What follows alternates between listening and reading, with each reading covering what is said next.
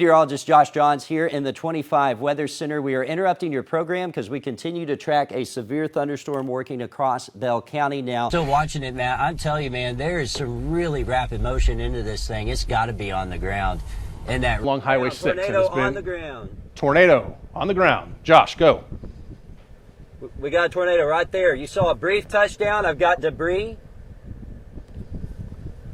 I'm going to try to get you a more accurate location, but we did have a brief touchdown right there, right in the center of your screen near that cell tower.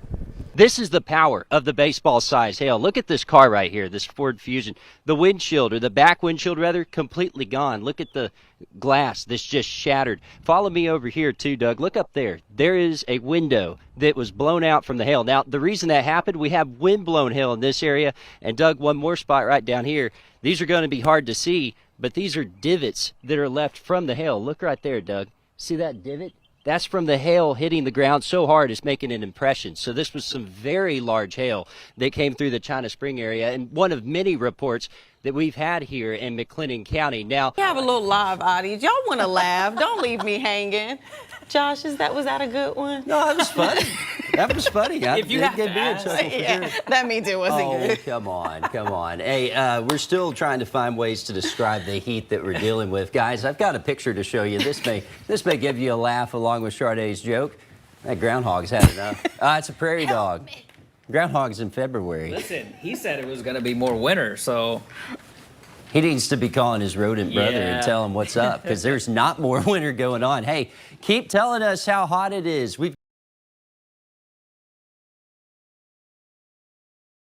Just slightly. Northeast. Okay, well, there we go. There's the new information. So the National Weather Service comes out and has said that, hey, this is still tornadic. We have the tornado warning now in place. Notice it still includes Goldthwaite. I don't want you getting out of your safe spot at this time. 11:45 for Lampasas and Mills County. So we have Mills County. We've now added the corner of Lampasas with this tornado warning in place. Lomita, you're now under this warning. Storm's still a good ways from you. 1.5-inch hail, the potential for a tornado. And go back over to the wind mode, Matt. I want to make sure that this area of rotation has not made it. Okay, so it's still passing south of Goldthwaite. Zoom in a little bit further. Now, I will say one thing. This is still too close for comfort, Goldthwaite. Our radars, they're scanning a little further out. That means they can be a little off by about 2-3 miles or so. So here's that area of rotation. Zoom in. Here's Highway 16.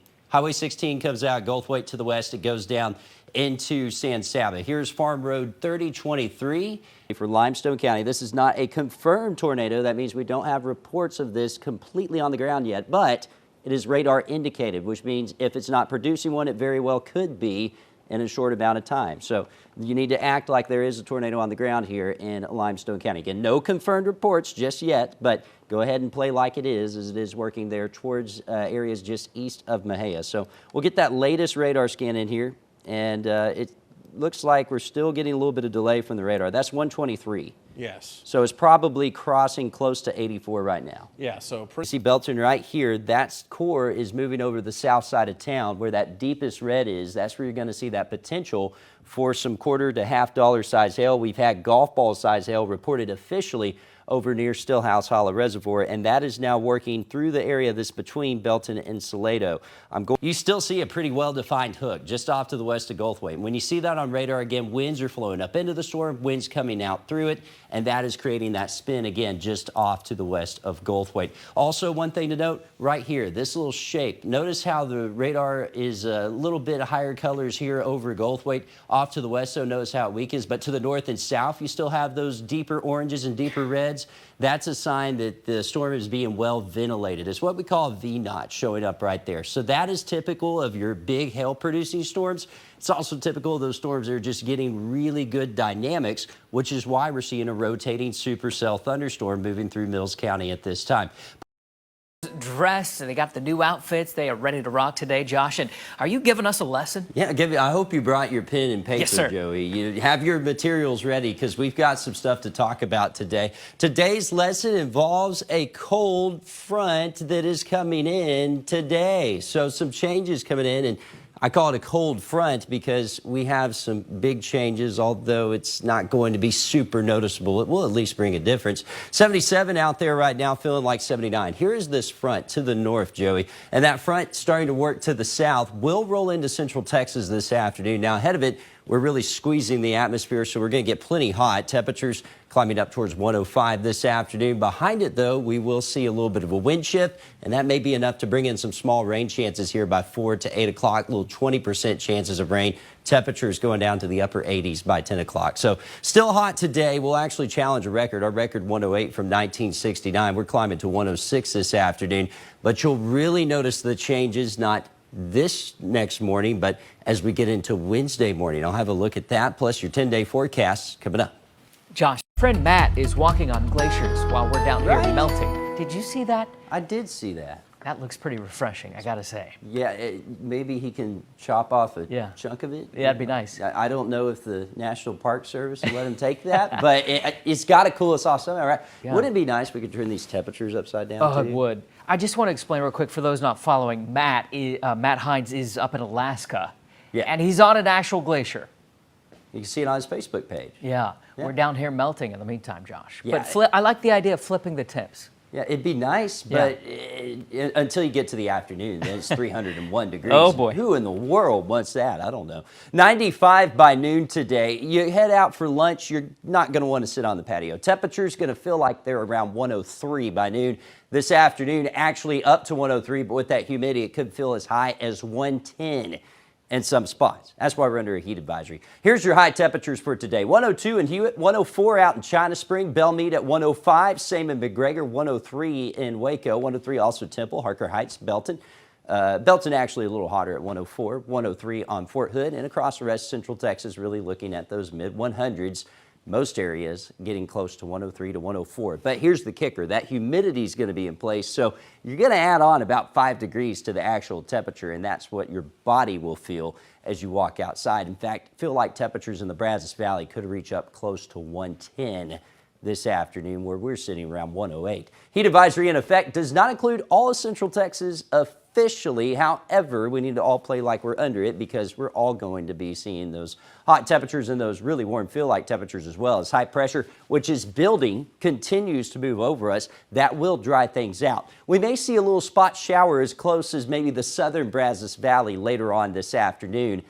The rest of us all stay dry. No showers on the way here all the way through Saturday. There is a chance that some showers, some thunderstorms that maybe can form where it gets the hottest along the Red River could put out a little boundary, and that could start a little shower activity during the first part of the day on Sunday. That's the only rain chance I have this weekend. Models try to break down the pattern, though, going into next week. Watch what happens on our atmospheric energy map. There's your heat dome. That moves off to the west. That's where the big heat's going to be, and as that breaks down, there's a chance we get some tropical energy trying to work in here. Maybe next week, some small rain chances. That's about all I can do. It's still going to be hot, but not as hot once we get into next week. This weekend, though, that's a different story. 106 to 107. Next week, maybe towards 101. Toasty is an understatement. You aren't kidding. It's bad. It's a fryer. Yeah. Ooh. Ouch. 627 right now, folks. Hasn't been that intense since that winter storm that everybody remembers. We don't want flashbacks of that. But Josh, how does this happen? How do we get here? Well, you have to have a couple of issues with supply and demand. And in one case, one thing that went wrong yesterday, and we've kind of been flirting with this through the summer, but it actually happened yesterday, is we had a little deficit of wind energy. So this is a map of all the wind farms here across the Lone Star State. I'm going to put the wind on top of it. Here's where the winds were yesterday. See all the light blue? That is wind that is around 10 miles per hour or less. And notice how where the majority of our wind farms were, that wind was really low. So that led to an undersupply, and all it takes at that point is a little bit of issues with some other plants that can happen, and that can lead to those issues we saw yesterday. Now, the good news is yesterday's winds were like this. We're already seeing indications that today we're going to have more winds where our wind farms are. So hopefully that means that we won't see as bad of an issue today, but with everyone expected to get into the triple digits across the Lone Star State, we're going to have to monitor things very closely once again. Josh. all in a day's work. Joey, I had to come out here and check out the sunrise. I mean, look at it. It's so beautiful. It's coming up here this quick. time of year. It is coming up quick. What, you hear that? What is it? Man, it sounds like an ice cream truck. Yeah, that's it. Oh, there it is. Oh, look out. Come on. Come on, I want some ice cream. Matt, I didn't know you sold ice cream in the morning. What's today's special? 103? That sounds kind of high. How quick will that melt? It melts a little quick. Yeah, I think I'll pass today. Yeah, Matt's serving ice cream here this morning, Joey. So if you have ice cream, though, it is going to melt puddle in seconds. So that miracle treat day, you probably want to be... Let's talk a little bit about the storms that we did or did not get yesterday after we got a little bit of sprinkles and rain. Yeah, I know we were talking about how we had the chance for some strong thunderstorms yesterday, and you may be sitting there thinking, well, where were they? Yeah. And, you know, Josh was wrong. No. Well, I was wrong in that regards, but it all came down to just a few small factors. Let's talk about it because we were tracking that potential for strong thunderstorms yesterday, not only here, but also across southeast Texas. I want to show you Cap Tracker because this is showing a really good way of how this all transpired. You have a cap that tends to block the thunderstorms, but you also need that energy. And in this case, when we woke up yesterday morning, we had a lot of this drizzle hanging around. That really keeps temperatures cool, and storms don't like cool weather generally unless they get a little bit of stuff around. You need moisture, you need instability, you need lift to create all this. Instability in the form of energy here yesterday. And we thought we'd see that energy rise up into our area, not only here, but also down towards South Texas. But look at these storms that fired out ahead of the main energy down the south. That means they couldn't even take advantage of that energy, but it also blocked us from seeing that return of warm, moist air, which thunderstorms like, at least until they could move to the east. And by that point, a lot of the lift was gone. Watch how the showers fired just off to the east of the main energy. If they had fired back over here as we got into the afternoon, we could have had some big thunderstorms. Same with the Houston area, but all those showers fired ahead of the main energy. So these were what you called elevated thunderstorms. They couldn't tap in to all of the warm, moist air that would be feeding into it. And as a result, despite the fact it looked like we'd see a tornado outbreak in southeast Texas, they only saw a few wind reports. And here we saw absolutely nothing except for a few showers and weak thunderstorms. Today, this is from Troy, Sherry Chalfant. I showed you this earlier. I want to show it to you again because it just looks so menacing. And then you end up seeing the science behind this storm that's happening there in the distance. You've got the big rain shaft from all the rain that's falling. By the way, a high-base thunderstorm because it was so dry. And then look at these showers that are falling, the rain shaft, rather the rain that's falling. Look at the edge of it here, how it's curling out.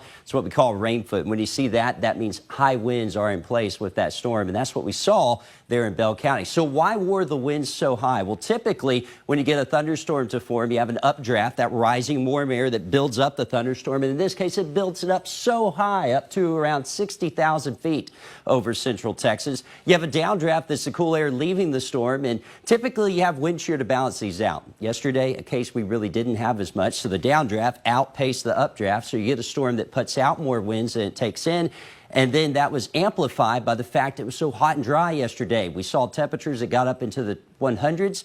That just allows that wind to get even faster as it goes through the atmosphere, and that's what happened yesterday in Bell County. Again, this radar image showing you 70-mile-per-hour winds that moved over the Seaton area, causing that damage there in southeastern Bell County. Near Salado. Here's meteorologist Josh Johns with a look back at that event. Bluebonnets have bloomed in southern Bell County. For some, it brings joy seeing the familiar flowers. For others, it's a reminder of the tragedy that occurred here just 1 year ago. It's hard. First time talking about it just kind of makes you cry again, you know. And I could hear sirens coming from every direction. I knew then that something bad was wrong.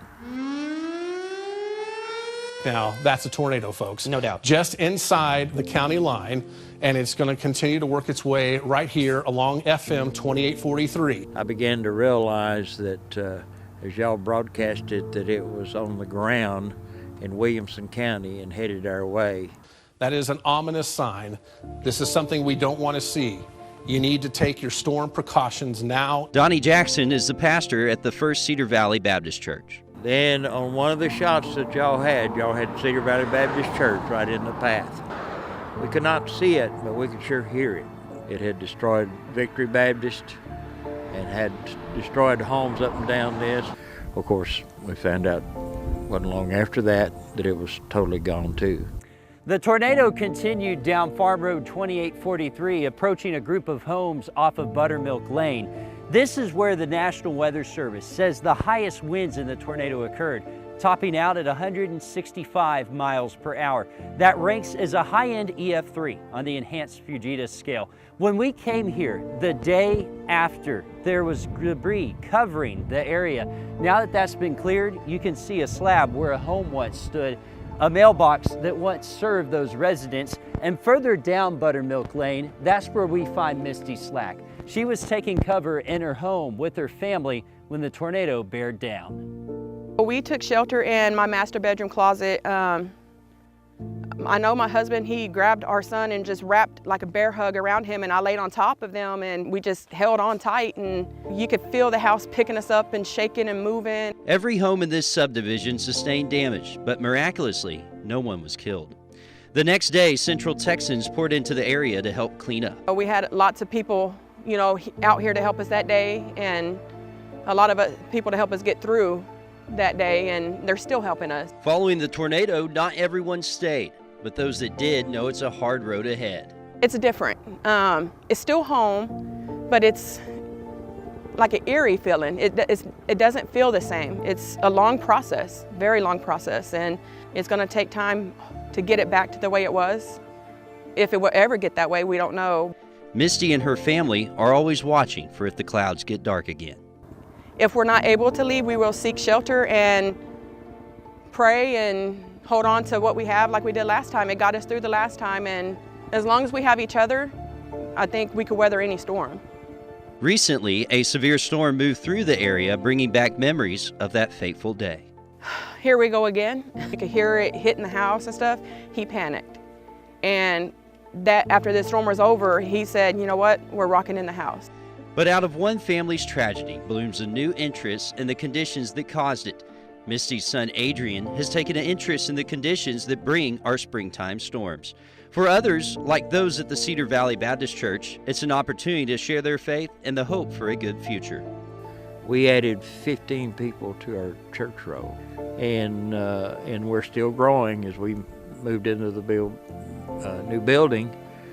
The folks at Cedar Valley dedicate their new building April 1st, and greeting the folks as they walked in are the reminders of what withstood the tornado and a faith just as strong. That cross was still there, untouched. We had a plate on a stand that had a scripture on it, and they were untouched.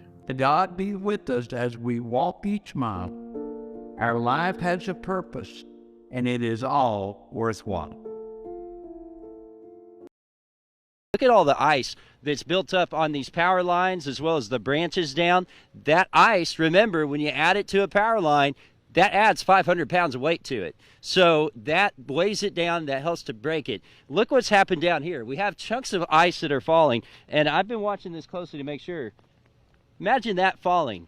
This is why we don't want you getting out and getting under power lines and such. Now, we've kind of gauged where it's falling to make sure we're in a safe spot, but it's still getting pretty close. You don't want to deal with that. Take a look at some of these pictures we got up the road in Lot as we were coming down.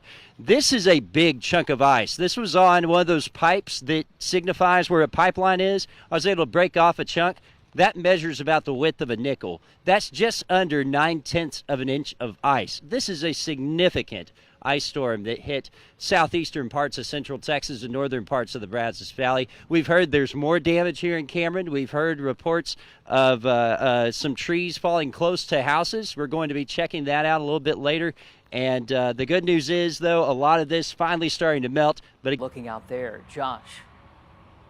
hey, Joey, yeah, we're live here in Marlin, where they have been hit really hard by the ice storm that rolled through earlier this morning. The rain has stopped now, thankfully, but there is a lot of ice that is falling on stuff here in Falls County. We drove down Highway 6 from Waco, and you could instantly tell the difference as soon as we got to around Hallsburg, Riesel. It just looked white outside, and you can see behind me all the ice. I want to walk over here and show you something. This is a tree at the Dairy Queen parking lot, but if you look really close, look how much ice is on that tree. If I break this off, you can see there's close to around a half to a quarter inch in diameter there, so you divide by 2. we're close to a 1/4 inch of ice accumulating on this tree. And if you look across the street here, look up towards the power lines, look at the braces. You can see the icicles kind of hanging down from there. That is why we are seeing these power outages. It's not the wind in Central Texas that is the issue. It is the amount of ice that is on those power lines. And this is a familiar situation across all of Falls County here as we've gone through the day. We've seen it slowly get worse as we got closer to Marlin. We heard there were some issues earlier today getting across the bridge on the south side of town, but when we went down there was a little bit of ice, but folks were able to make their way across. Still, if you're going out today, and you really don't need to, but if you're going out today, please take it slow on the highways because there is ice out there, especially on those bridges. And you can see just how much ice was on that tree. That could be on area bridges and those power lines as well. So a significant winter storm that moved through here in Falls County. We'll keep looking around, seeing what we're seeing. We'll keep you updated as we go through the rest of the morning. But for now, live in Falls County, Josh Johns, 25 News. Josh,